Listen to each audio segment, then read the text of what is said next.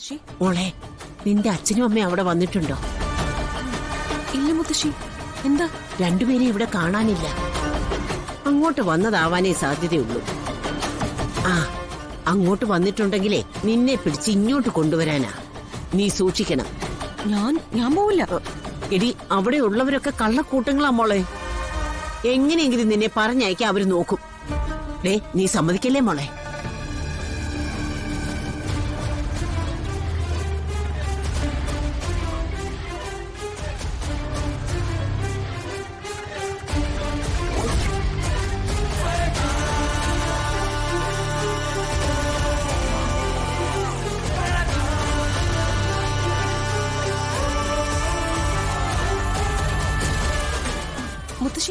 മുത്തശ്ശി ചിന്തിച്ചത് ശരിയാ. അച്ഛനും അമ്മ ഇവിടെ എത്തിയിട്ടുണ്ട്. ആ, എന്നാ നീ സൂക്ഷിച്ചോ. ഞാനേ ഉടനെ അങ്ങോട്ട് വരാം.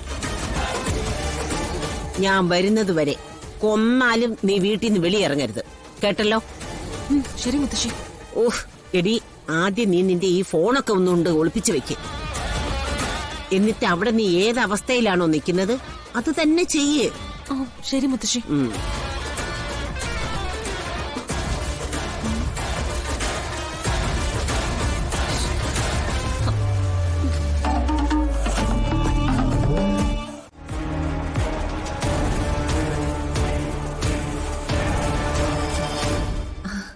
പ്രിയങ്ക എവിടെ?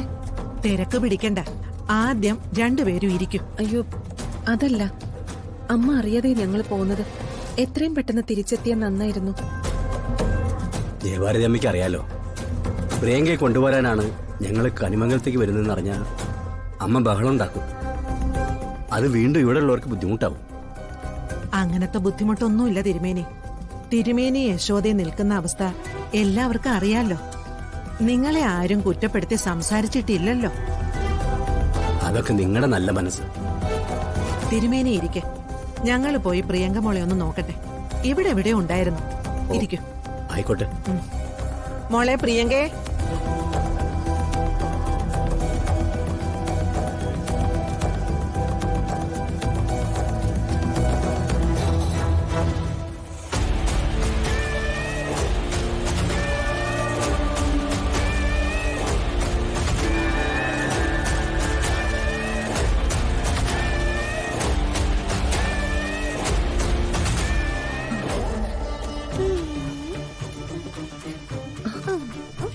മോളെ, മോളെ.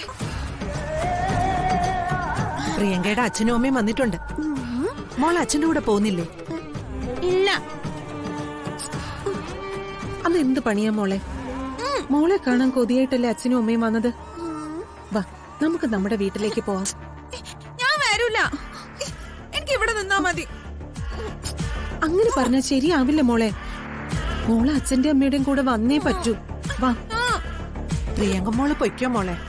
മോള് വീട്ടിൽ ചെന്ന് ഭക്ഷണം കഴിക്കണം, നല്ല കുട്ടിയായിട്ട് കഴിയണം, കേട്ടോ? ഞാൻ വരൂല എന്ന് പറഞ്ഞില്ലേ, എന്നെ വിളിക്കണ്ട. മോളെ, അമ്മയല്ലേ പറഞ്ഞു.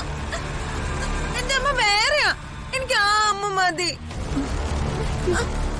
അമ്മേ, അമ്മേ, മോളെ, വീട്, അമ്മേ, അമ്മേ, വീട്, മോളെ, മോളെ.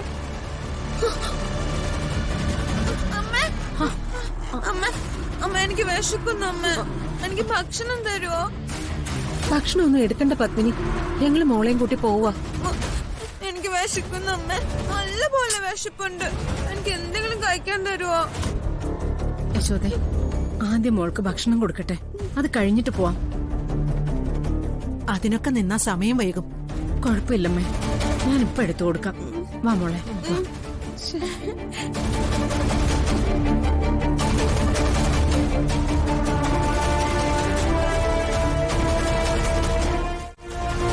നമസ്കാരം.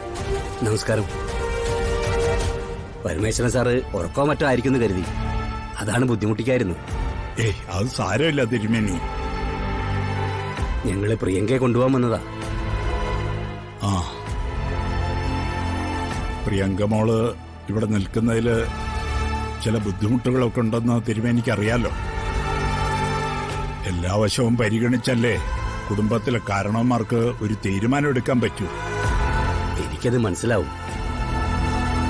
അന്നത്തെ സാഹചര്യത്തില് അവൾ ഒന്നും കഴിക്കാതെയൊക്കെ നടക്കുന്ന കണ്ടപ്പോ നിർത്തേണ്ടി വന്നതാ. അതാ, അല്ലെങ്കിൽ ഞാൻ ബുദ്ധിമുട്ടിക്കില്ലായിരുന്നു. അയ്യോ തിരുമേനി, പരാതിയും പരിഭവമൊന്നുമില്ല. നമ്മൾ തമ്മിൽ അതിന്റെ ആവശ്യമില്ലല്ലോ. പ്രിയങ്ക മോള് എത്രയും പെട്ടെന്ന് സുഖപ്പെടണമെന്ന് തന്നെയാണ് ഞങ്ങളുടെയും ആഗ്രഹം. പക്ഷേ രാധിക മോളെ വേദനിപ്പിക്കുന്ന കാര്യം ചിന്തിക്കാൻ വയ്യല്ലോ. തിരുമേനി വരൂ.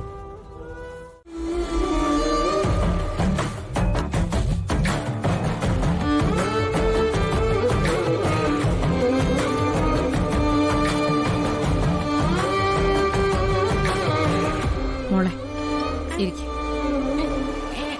അമ്മ എനിക്ക് വാരി തരോ?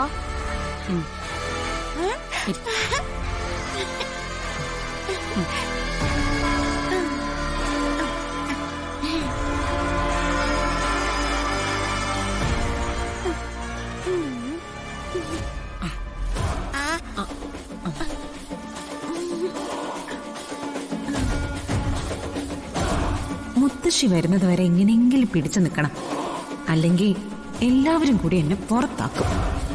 വേഗം കഴിക്കും മോളെ, അച്ഛന് പോകാൻ തിരക്കുണ്ട്. കണ്ടോ അമ്മ, ഞാൻ കഴിക്കുമ്പോ ഓരോന്ന് പറയുന്ന കേട്ടോ. അവള് കഴിക്കട്ടെ യശോദേ, വയറ് നിറച്ച് കഴിക്കട്ടെ.